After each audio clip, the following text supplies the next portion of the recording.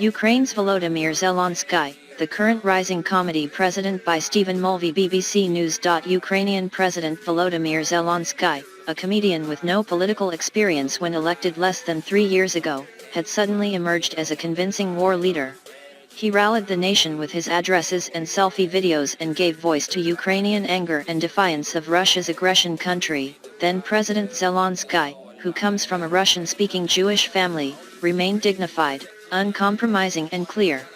These statements revealed an aspect that many critics, including a large part of the intelligentsia, failed to see. A pivotal moment in the transition from a confused leader in the polls, who sometimes shows his lack of depth, becoming a national celebrity, arrived early on Thursday, hours before the Russian invasion.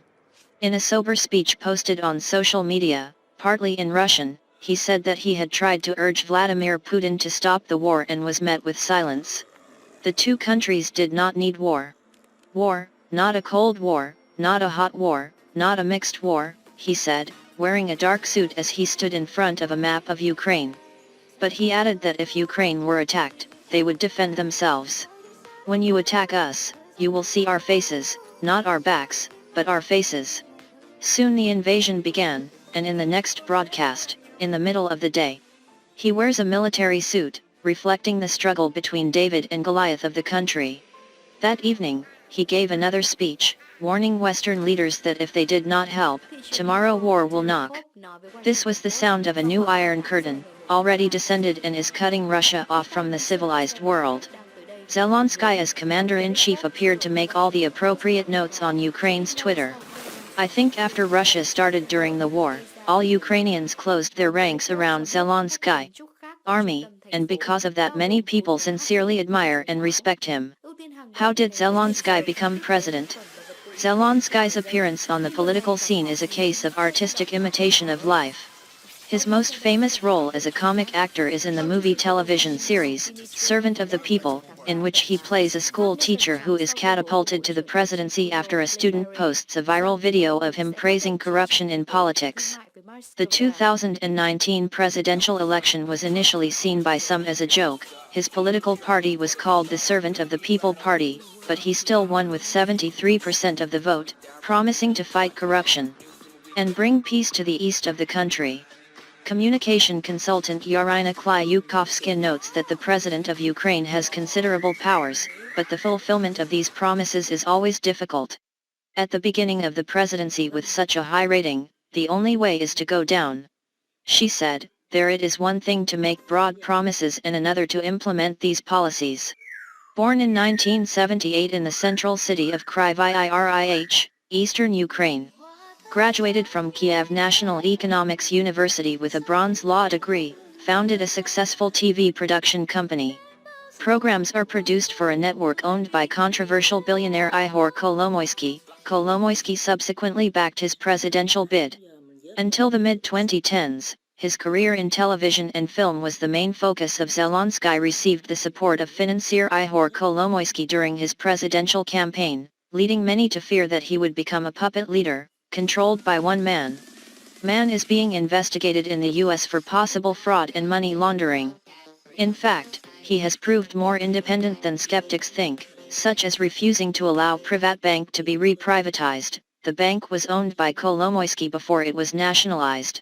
On the other hand, corruption is still deeply rooted in Ukraine, and there are concerns that a new anti-oligarch law could be used to restrict the activities of some oligarchs but not others. The corruption allegations against Zelensky's main rival, Petro Poroshenko, his predecessor as president, are seen by some Western officials as politically motivated. Zelensky's efforts to negotiate negotiations with Russia to find a solution to the conflict in the east, and more than 14,000 people lost their lives, with only limited success. There have been prisoner exchanges and moves towards implementing parts of the peace process, known as the Minsk Agreements, but no breakthrough.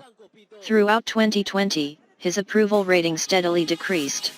Zelensky later adopted a more assertive tone in his push for membership of the European Union and the NATO military alliance, a move sure to anger the Russian president.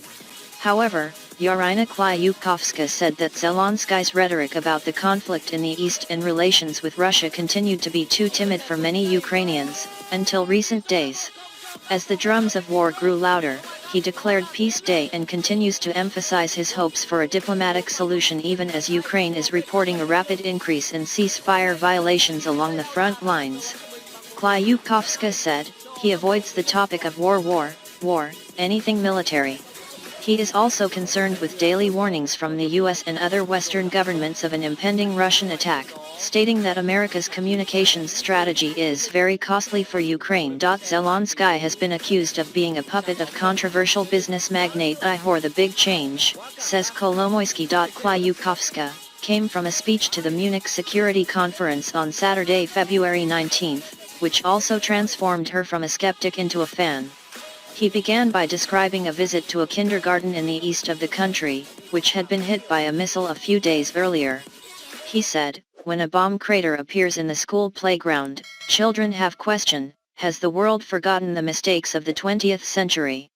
Apathy makes you an accomplice, he told guests from the Western diplomatic and defense circles. He reminded them of Vladimir Putin's rejection of the US-led world order at the same conference exactly 15 years earlier and his assertion of Russia's resurgence. How did the world react? With appeasement. Klyukovska said that no Ukrainian leader had ever spoken so directly to the West before.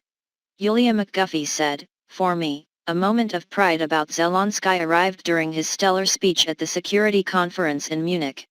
It was at that time that many of Zelensky's political opponents in Ukraine decided that now was not the time for controversies and conflicts.